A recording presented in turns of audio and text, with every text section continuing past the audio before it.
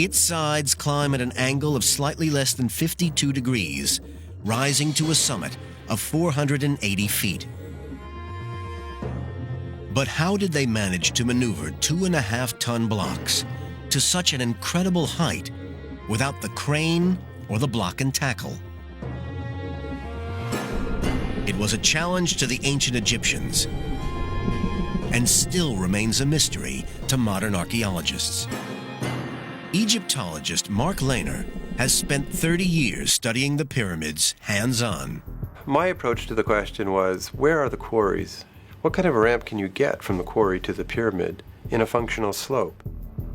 Lehner and almost all Egyptologists believe that some kind of ramp was used to raise the stone blocks. The type of ramp remains a mystery. Did they approach the pyramid straight on? Zigzag up one side? Or spiral around it? It's not a problem that's been totally solved, and I've given my suggestions. I've tried to base them in the landscape, but a lot of it is still inference. Because the ramps were dismantled once the pyramid was complete, only fragments of evidence are available to archaeologists. But it was ramps and sheer muscle power that allowed millions of blocks to reach the summit. Once in position, the builders faced a new task. The blocks had to be fitted together. Surprisingly, in such a precise build, a large proportion of the internal stones were just roughly finished. The gaps between them were filled with rubble and gypsum mortar. In between the blocks were stuffed lots of limestone chippings mixed with a huge dollops of mortar. And it set just like modern concrete.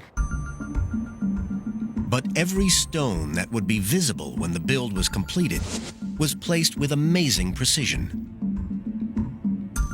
In the Great Pyramid, the blocks of the burial chamber fit precisely. The sides of these blocks had to be almost perfectly flat to make these astonishing joins. This precision engineering was achieved using the most rudimentary of tools. Yes, we'll use this rods and string tool in order to find out whether the surface is truly flat. And by using a third rod, which is the same length as the other two rods joined by the string, which is now pulled very taut, we can see if it just slips under. Now, we've got a bit of a high spot there. Now, in ancient times, they would mark that simply by putting some red ochre on, just to remind the workers where to go to, and check along the length of the string. The ancient mason would use the rods and string to spot imperfections and then mark them with red ochre to show where more work was needed. Using two further tools, this one being a flint scraper and this one being a sandstone rubber, now we can use the marks as a guide to scrape away the high point like so. And it's obvious that as you scrape, the mark disappears, and with it, of course, the high spot. This same technique was also used in the final stage of construction. The rough internal blocks were covered with an outer casing of perfectly smooth stone. This was carved from the highest grade limestone and had to be carried across the Nile to the pyramid site. With this polished casing, the pyramid would have shone dazzling white in the Egyptian sun. But when the pyramids were newly encased in this special limestone, they must have been blinding in the sun like newly fallen snow. To achieve this, every casing stone was cut to sit perfectly with its neighbors. When complete, the Great Pyramid of Giza was covered with thousands of these facing stones.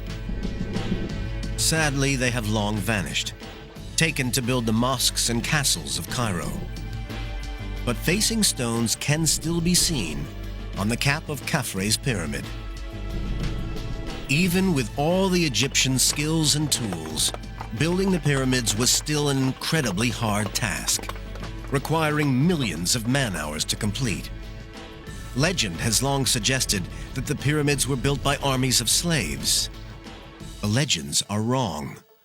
Forensic archaeological discoveries are now putting a face on the people who really built the pyramids.